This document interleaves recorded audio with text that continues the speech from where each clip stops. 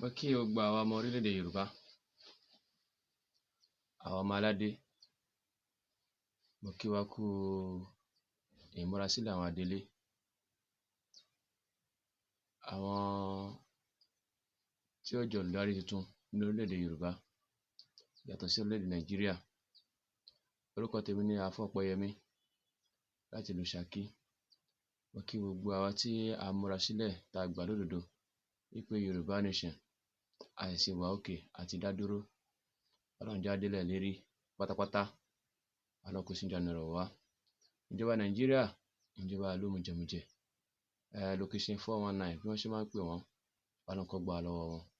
Ọlọ́run má jẹ́ á sórí ibú ńbẹ̀ o, títí tá fi kúrò ńbẹ̀ tán yányán, Ọlọ́run kó là wá ńbẹ̀. Mo kí ìyá wa MOA, mo kí gbogbo àwọn adarí lápapọ̀ pátá lábẹ́ yín.